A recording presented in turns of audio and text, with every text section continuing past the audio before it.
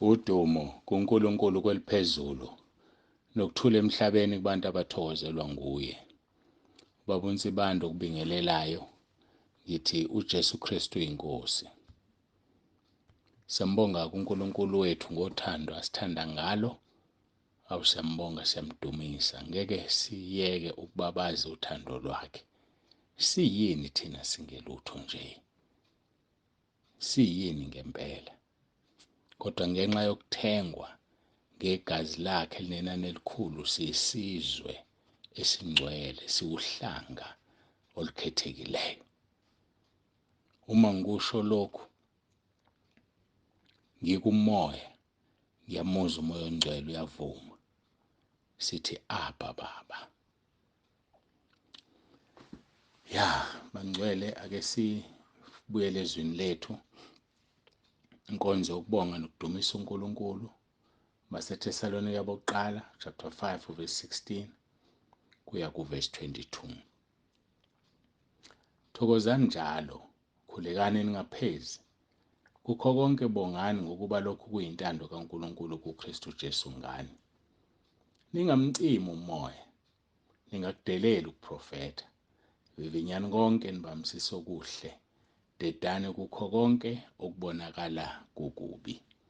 Sifunde abaseThesalonika bokuqala chapter 5 verse 16 sagcina ku verse 22. Nizokhumbula ukuthi sigcine sikhuluma ngecilongo levangeli, sikhuluma ngeengilosi ukuthi zosithatha zisiyise ekhaya. Asiqine ngoba impi isashisa sisela emhlabeni. Hayi impi yashisa, ishisa ngazo zonke indlela. Uyazi ukuthi yini impi ishisa? Ngoba ungokhethiwe wena. Ubizwe emaqedwe wakhethwa. USathana akajabule, uSathana akamlingi umuntu wakhe. Umkhumbi ohambayo ohlangabezana nemimoya yolwandle, ama-current. Imoto ehambayo ehlangabezana ney'nkinga emgwaqeni. Kodwa imoto emile bathi abantu abakwazi ukukhuluma, izinja ziyayichamela, kodwa ehambayo ziyayikhonkotha. So bazokukhonkotha ngoba uyahamba ezulwini. Bazokukhonkotha ngoba banomona ngempilo yakho. Bazokwenza impilo yakho yasemhlabeni ibe nzima ngoba vele bayazi nabo ukuthi eyabo ngale kwethuni izoba nzima. Qinisela ubekezele, iyashisa impi. Hayi impi yona iyashisa. Ishisa izishise emndenini wakho. Ishisa izishise ngisho esiswini sakho kubantu abazalwa uwena. Ishisa impi bamelane nawe. Kodwa ungesabi uJesu nawe. Ney'ngilosi zokuphatha kahle, zikuyise kahle ekhaya lakho le. Ngithanda ukuthi-ke sibuke i-uniform yasezulwini. Abantu abaningi banamaphupho. Ngiyakhumbula ngihlangabezana nomunye owayephuphe wathi ingelosi. Ngambuza ukuthi bigqokeni, wathi bigqoke ublue.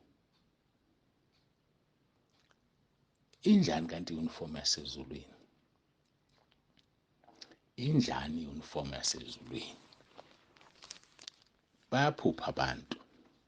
And uSathane uzama yonke indlela ukuzenza ingelosi yokukhanya. Wonke umuntu kunomali uyazi ukuthi mayephupha umuntu ogqoke omnyama, kusho ukuthi uphuphe uSathane noma amadimoni. Kodwa mayegqoka ublue noma ugreen, hayi, abathuka abantu. Hayi, abathuka abantu. Ngifisa ukuthi-ke njengoba sazi ukuthi ingelosi zosithatha sisekhaya ezulwini, sibuke i-uniform yasezulwini ukuthi njani. Ngiyafisa-ke sibuke uDaniel chapter 7, siqale ku verse 9.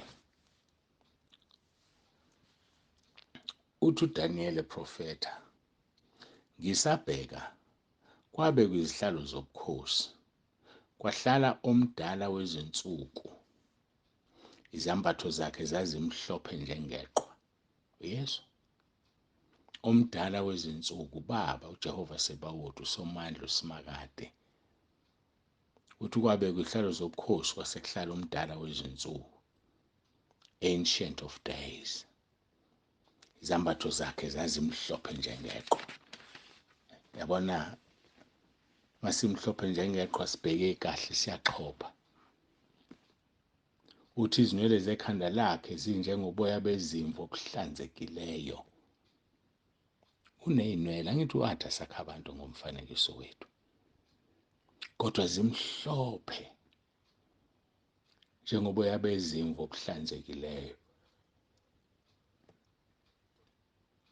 Lithi isihlalo sakhe sobukhosi sasingamalanga bomlilo, amasondo aso engumlilo ovuthayo. Isihlalo lesi, angithi uyena odale konke. Umlilo udalwe uyena. Uzomshisa kanjani ngoba uyena odala umlilo? Uhlala phezu komlilo. Isihlalo sakhe sinamasondo. Uyibona izihlalo ofisa enamasondo. Amasondo ezihlalo sakhe angamalanga bomlilo. Athi verse 10, umnonjana womlilo wavela waphuma phakathi kwakhe. So zivutha nje lezi zihlalo, umlilo ziwuthole kuye ngqo. Umnonjana womlilo wavela waphuma phambi kwakhe. Angiphinde, umnonjana womlilo wavela waphuma phambi kwakhe. Izinkulungwane zezinkulungwane zazimkhonza, nezinkulungwane eziyishumi zezinkulungwane eziyishumi zazimi ngaphambi kwakhe. Kwahlala abahluleli, izincwadi zavulwa. That is a judgment day. Isimo ayovele isona uNkulunkulu ngaleso sikhathi, ehlezi esihlalweni somlilo.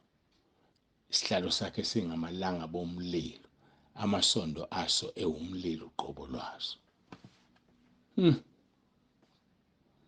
Inkulungwane ney'nkulungwane zazimkhonza. Kwase kuhlala abahluleli, izincwadi zavulwa. Ubani lo? uJehova Sebawothi. Usuku lolo luzayo lokwahlulelwa. Lunzima mntakababa, luyeza. Uma lichazwa kwisambulo 20 verse 11, isihloko sithi ukwahlulelwa kokugcina. Ngase ngibona isihlalo sobukhosi esikhulu esimhlophe. Nesihlalo simhlophe, nohlezi kuso, obuso bakhe babalekelwa izulu nomhlaba kutholelwanga indawo. Akekho obheka uNkulunkulu aphile. Thina njengoba sisemhlabeni asinalo ilungelo lokubona uNkulunkulu. Ungakhohlisa abantu ukuthi kade ubona uNkulunkulu, kade uxoxa noNkulunkulu. Ngosuku lokugcina isihlalo sakhe sobukhosi sobe simhlophe qwa. Kodwa singamalanga wazoyidala into uNkulunkulu eyisimanga. Singamalanga bomlilo. Amasondo aso ewumlilo uqobo. Izulu nomhlaba ngendlela ubuso bakhe ubuyoba yiyona ngaleso sikhathi kuyabaleka. Khona manje makubaleka akunayo indawo yokucasha. Kuba uNkulunkulu ungikhona. Ukhona yonke indawo. Wayekhona udlwengula loya muntu wesifazane. Kungenzeka usukhohliwe. Mhlawumbe ukhohliwe kodwa uyazi wamhlukumeza.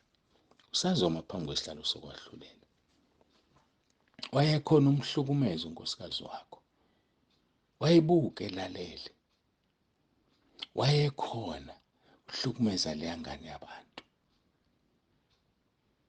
Wayekhona uxhaphaza loya mfana ufuna imali yakhe. Wayekhona ebuka uphendula kabi umzali wakho.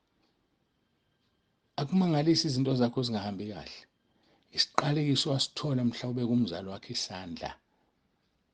Umunye akambekanga umzali wakhe isandla kodwa ngenhliziyo kumoya wamfisela ukufa. Wamfisela ukuthi avelelwe into embi. Yikho izinto zakho zingalungi. Isiqalekiso sihlezi phezu kwakho. Ithizwi lenkosi yazisa uyihlo nonyoko. okumyalelo oqala nesethembiso. Wena uzange ukwenze lokho baze bashona. Weqhamuka usushawa nembeza usuwakha itshe elingasukumi phansi ethuneni lakhe, usumenzela umsebenzi ongasukumi phansi. Cha, akushintshi. Isiqalekiso wasithatha mhla uhlukumeza umzali wakho sisekhona. Omunye ahlukumezanga umzali wakhe ngqo, uhlukumeze umuntu ongangomzali wakhe, umhlukumeza. Omunye wakhipha unina emzala endodeni, wathandana noyise, waphuma unina wathatha imithwalo wahamba. Omunye wathatha isoka lomunye, wagcina eshade nalo, wathatha impela udu washada nalo. Namhlanje mase ehlupheka usefuna umkhuleko. Wangena kanjani lo mshado? Wamthola kanjani lo muntu? Mhlawumbe waphuca umngane wakhe intombi, wagcina ushade nayo. Iyakuhlupha manje. Usufuna umkhuleko manje. Kodwa ufunanga umkhuleko usaqala i-relationship. Kodwa usufuna uNkulunkulu manje. Sisaya phambi kwesihlalo sokwahlulelwa. Lapho sizohlala phambi kwaloyo izulu liyobaleka nomhlaba ubaleke. Kodwa ngeke kuyithole indawo. Athi uverse 12, ngabona abafileyo abakhulu nabancane bemi phambi kwesihlalo sobukhosi. Nezincwadi zavulwa, nenye incwadi yavulwa eyokuphila. Angisizwile lapha kuDaniel kule verse esigcine ngalo, uverse 10. Uthi umnonjana womlilo wavela uphuma phambi kwakhe. Izinkulungwane zezinkulungwane zazimkhonza, nezinkulungwane eziyishumi zezinkulungwane eziyishumi zazimi ngaphambi kwakhe. Kwahlala abahluleli, izincwadi zavulwa. I-Judgment Day, izincwadi zavulwa. Kodwa nokho sikhuluma nge-uniform ke bazalwane. Umdala wezinsuku, izambatho zakhe zazimhlophe njengeqhwa. Kodwa manje ngiyeza ukuthi angingene usukwini lokwahlulelwa. Ukuthiwa izincwadi zavulwa. Nenye incwadi yavulwa ngeyokuphila. Aya ungilaleke, asilalelane kahle sibambe lento. Usuku lokwahlulelwa kwabafile. Umuntu ongakholwa ufile kuNkulunkulu. Umuntu ongakholwa ufile. Kuma kuvulwa incwadi yokuphila, obviously kuvulwa incwadi igama lakho elingekho kuyo ngoba wena ufile. Kuleyo ncwadi yokuphila kubhalwa abafile. Kodwa kuleyo ncwadi yokuphila khona abaphilayo. Athi uJesu kubafundi bakhe bethokoza, imimoya amadimoni ethoba, abantu abagulayo besinda. Uthi kunganijabulisi lokho. Kodwa jabulani nithokoze ngokuba amagama enu alotshiwe ezulwini. Alotshwe yiphi encwadini yokuphila? Hayi encwadini yokufa, kodwa encwadini yokuphila. Bazalwane, sisaya phambi kaNkulunkulu. Vuka uphile, zalwa ngokusha. Ngoba uma ungazelwe ngokusha ufile. Uma ungazelwe ngamanzi nangomoya ufile. Wabhabhadiswa nje, ake sihlebe. Wabhabhadiswa nje. Ngesikhathi ubhabhadiswa wazivuma izono zakho. Wazivuma to the core. Kwaze kwaba sekujuleni empandeni ukhipha isono sakho. Webazalwane, ngeke singene ezulwini. Usho njalo uJesu. John 3 chapter 5. Ongazelwe ngamanzi nangomoya ngeke angene embusweni kaNkulunkulu. Sidinga ukungena ngokuzalwa kabusha. Sidinga ukungena ngokuthi siphile singafi. Ngoba ngosuku lokugcina kohlulelwa abafileyo. Lithi izwi leNkosi bahlulelwa njengalokho kulotshwe ezincwadini, njengokwemisebenzi yabo. Nolwandle lwakhipha abafileyo ababekulo, nokufa neHades kwakhipha abafileyo ababekukho. Bahlulelwa yilowo naloyo njengokwemisebenzi yakhe. Kwase kuthatha ukufa, kwathatha iHades, kwaphonswa echibini lomlilo. Lokhu kungukufa kwesibili. Mekhona ungafunyaniswanga elotshiwe encwadini yokuphila, waphonswa echibini lomlilo. Vele ngeke atholakala encwadini yokuphila efile yena. Ngoba usuku lokuzohlulela abafileyo. Unjani wena, uyaphila nje? Uyamphilela uJesu, uyamphilela uNkulunkulu. Mphilele uNkulunkulu. Uzibuze ukuthi izinto ozenzayo ziyakhombisa nti uphilela uNkulunkulu noma zikhombisa ukuthi ufile kuNkulunkulu. Masifeni bazalwane maqondana nesono simphilela uNkulunkulu. Malibethele izwe kuwe nawe ubethelwe kulo. Ngoba ababoni ukuthi asibona bala. Mkhulu okuthina kunosezweni.